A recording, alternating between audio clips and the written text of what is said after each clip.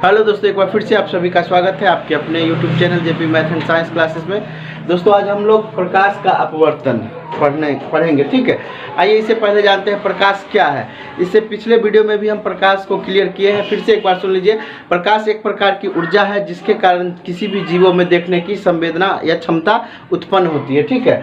उसे प्रकाश कहते हैं। ध्यान दीजिएगा, अगर प्रकाश नहीं रहेगा तो किसी भी व्यक्ति को कुछ दिखाई नहीं पड़ेगा। मतलब प्रकाश एक कारक है जो मनुष्य तथा किसी भी जीवों में देखने की क्षमता प्रदान करता है। इस चैप्टर में अपवर्तन पढ़ना है। अपवर्तन किसे कहते हैं? तो जब प्रकाश की किरण एक माध्यम से दूसरे माध्यम में जाती है, एक माध्यम से दूसरे माध्यम में जाती है और तो वह अपने मूल पथ से विचलित हो जाती है। इस घटना को क्या कहते हैं? प्रकाश का अपवर्तन। फिर से समझिएगा, प्रकाश के गमन पथ के अनुसार माध्यम दो प्रकार के होते हैं, एक सघन माध्यम और एक विरल माध्यम। सघन माध्यम का मतलब होता है कि हवा और सघन माध्यम का मतलब होता है पानी और कांच। सघन माध्यम का मतलब क्या होता है? पानी और कांच। और विरल माध्यम का मतलब होता है हवा या निर्वात, ठीक है। हवा या निर्वात मतलब दूसरे शब्दों में समझ सकते हैं कि जिस माध्यम में प्रकाश की चाल 3 लाख किलोमीटर प्रति सेकंड होती है उस माध्यम को हम क्या कहते हैं? विरल माध्यम कहते हैं। 3 × 10⁸ मीटर प्रति सेकंड। अगर किलोमीटर में लिखिएगा तो 3 × 10⁵ किलोमीटर प्रति सेकंड हो जाएगा, ठीक है। अब ध्यान दीजिएगा, तो सबसे पहले आइए जानते हैं प्रकाश के संचरण के अनुसार या गमन करने के अनुसार माध्यम दो प्रकार के होते हैं। एक सघन माध्यम, सघन माध्यम मतलब पानी या कांच। पानी या कांच में लगभग 2 लाख किलोमीटर प्रति सेकंड होता है, ठीक है। थोड़ा बहुत मतलब इसकी चाल घटती बढ़ती है, ठीक है। अब चलिए, तो सघन माध्यम का एग्जाम्पल पूछेगा तो बता दीजिएगा पानी, कांच। हवा कौन माध्यम? तो विरल माध्यम। निर्वात कौन माध्यम? तो विरल माध्यम, ठीक है। आइए जानते हैं प्रकाश का अपवर्तन किसे कहते हैं। तो जब प्रकाश की किरण एक माध्यम से दूसरे माध्यम में जाती है तो वह अपने मूल पथ से विचलित हो जाती है। इस घटना को क्या कहते हैं? प्रकाश का अपवर्तन। समझिएगा कि इस लाइन समझना है, इस लाइन के ऊपर क्या है? हवा है, ठीक है। इस लाइन के ऊपर हवा है और नीचे क्या है? पानी है। नीचे क्या है? पानी है। हवा कौन सा माध्यम हो गया? हवा हो गया विरल माध्यम। हवा कौन सा माध्यम है? विरल माध्यम।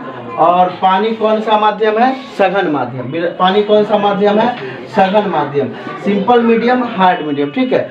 मान लीजिए कि सूर्य से निकलने वाली प्रकाश की किरणें, ठीक है, हवा में मतलब विरल माध्यम से सघन माध्यम में जाती है तो इसका मूल वे मतलब मूल पथ जो था ऐसे है, ठीक है। लेकिन जैसे ही यह हवा से पानी में आएगी तो अपने मूल पथ से विचलित हो जाएगी, ठीक है। मतलब अब इसका मूल वे ये हो गया और ये क्या हो जाएगा?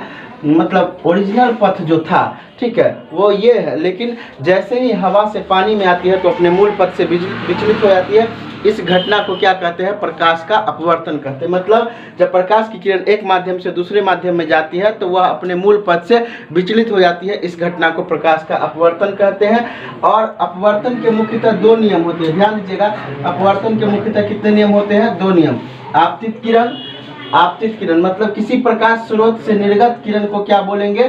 आपतित किरण बोलते हैं, ठीक है। किसी प्रकाश स्रोत से निकलने वाली किरण को आपतित किरण, और विचलित किरण को क्या बोलते हैं? अपवर्तित किरण। विचलित किरण को क्या बोलेंगे?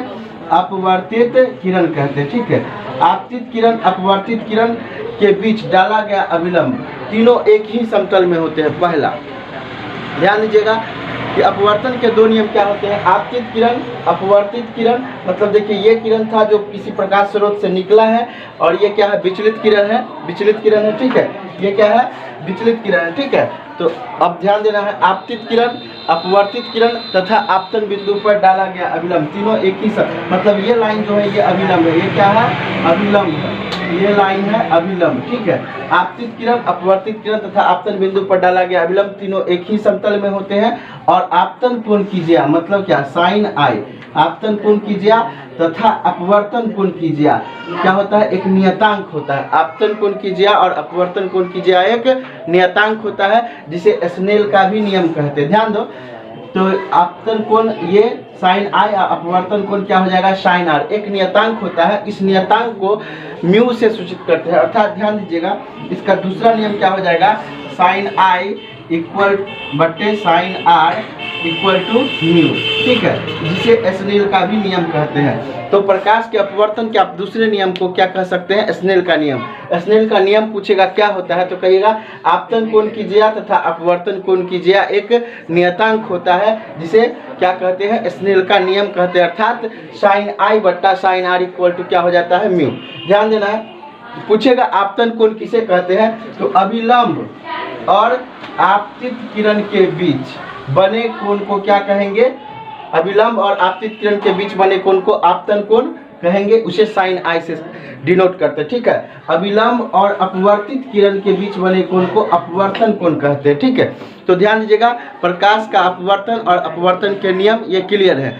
फिर से एक बार सुन लीजिए, जब प्रकाश की किरण एक माध्यम से दूसरे माध्यम में जाती है तो वह अपने मूल पथ से विचलित हो जाती है। इस घटना को प्रकाश का अपवर्तन कहते हैं। अपवर्तन के दो नियम, आपतित किरण, अपवर्तित किरण तथा आपतन बिंदु पर डाला गया अभिलंब, तीनों एक ही समतल है। मतलब क्या कि तीनों एक ही बिंदु पर मिलती है, ठीक है। और ध्यान दीजिएगा, आपतन कोण की ज्या तथा अपवर्तन कोण की ज्या एक नियतांक होता है, जिसे स्नेल का नियम कहते हैं। तो आज के वीडियो में इतना ही, फिर हम लोग कल मिलते हैं नेक्स्ट वीडियो में। तब तक के लिए जय हिंद।